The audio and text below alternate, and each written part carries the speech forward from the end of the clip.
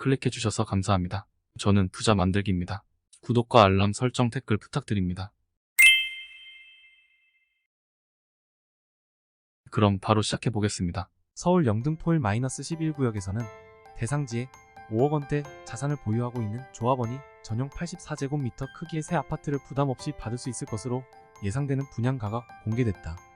이 구역의 조합원 분양가 추정액은 3.3제곱미터당 1,900만 원으로 책정됐으며 전용 84제곱미터의 경우 6억 4천만 원이다. 대지 지분이 높은 상가들이 다수 포진된 만큼 상가 조합원 분양가는 1층 132제곱미터는 14억 7천만 원, 같은 면적의 상가 2층은 8억 5천만 원 등으로 추정됐다. 이 구역은 조합원 분양가 추정액 산정 시점이 꽤 지났기 때문에 향후 더 올라갈 가능성이 높다는 의견도 있다. 이 구역의 실제 매물인 동남 아파트는 현재 전용 84제곱미터가 8억 원에 거래되고 있으며 대지 지분이 낮아 감정평가액도 높을 것으로 예상된다. 인근 공인중개사는 대지 지분이 없거나 적은 매물들은 감정평가가 낮게 나오기 때문에 매수 시 유의해야 한다면서도 11구역의 입지가 좋아 추후 조합원 분양가가 더 올라갈 가능성도 있다고 조언했다. 정부는 공유지 낙찰 가능성을 높이기 위해 여러 위장 자회사를 동원했고 집단 입찰 의혹이 있는 13개 건설사를 경찰에 신고했다. 국토교통부는 19개 의심업체에 대한 2차 실사에서 위반 가능성이 있는 13개 업체를 적발해 경찰에 수사를 의뢰했다고 11일 밝혔다. 국토부는 지난해 9월 1차 실사에 이어 10개 업체에 대한 조사를 의뢰해 집단 입찰 의심업체 71개사에 대해 2차 실사를 진행했다. 이번에 조사를 받은 업체 중 6개사는 모기업으로 추정되는 자회사를 이용해 입찰에 참여해 공유지 17곳을 낙찰받았다. 이러한 위장 회사들은 사무실 및 기술 인력에 대한 등록 기준을 충족하지 않고 운영되었습니다. 어사는 등기 사무소 없이 영업을 하고 있었고 대표이사도 모회사에서 간부를 겸임하고 있었다. 그들의 기술 인력 중 한 명은 다른 자회사의 대표이사이기도 했습니다. B사는 모기업과 사무실을 공유하며 레저 관련 사업만 영위하고 있었다. 국토부가 모회사를 조사하려다 급히 사무실을 마련하다 적발됐다. 사무실에는 컴퓨터나 연결된 전화가 없었습니다. C사는 사무실을 창고로 사용하고 있었고 직원도 없었다. 그들의 주 전화선은 다른 위치에 있는 다른 사무실에 연결되어 있었습니다.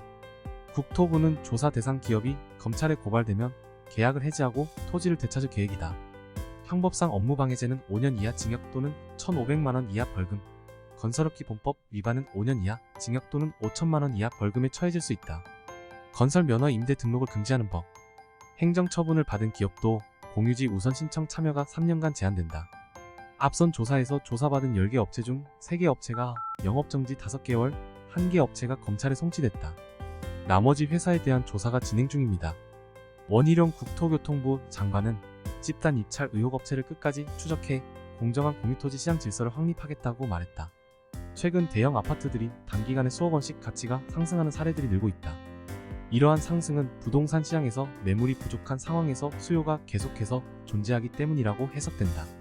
이러한 대형 아파트들의 상승은 국토교통부 실거래 가공개 시스템에서 확인할 수 있으며 경기도 안양시 동안구 평촌동 꿈마을 금호 전용면적 133제곱미터 아파트는 15억까지 반등한 것으로 나타났다.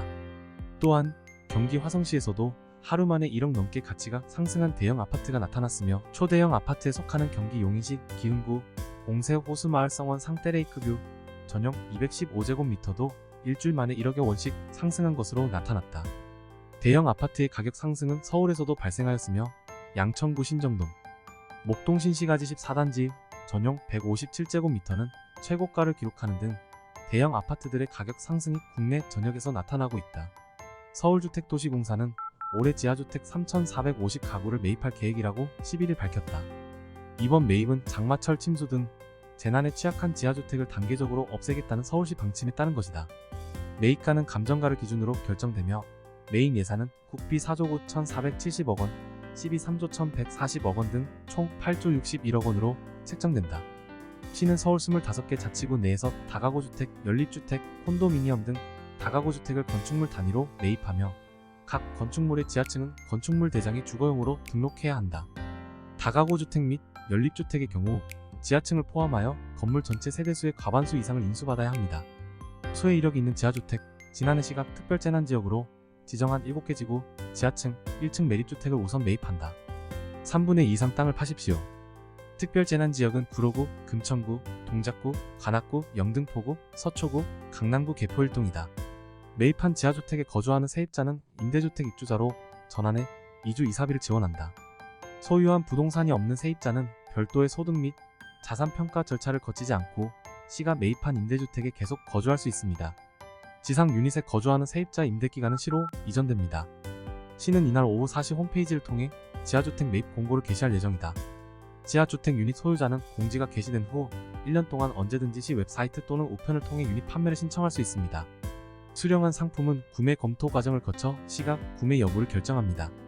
시 김원동 대표는 서울 시민들이 보다 안전하고 쾌적한 주거 환경에서 생활할 수 있도록 개선된 주택과 지원을 위해 지하주택과 침수치 약주택을 매입하겠다고 말했다. 긴 시간 시청해주셔서 감사합니다. 지금까지 부자 만들기였습니다. 더욱 유익한 영상으로 찾아뵙겠습니다.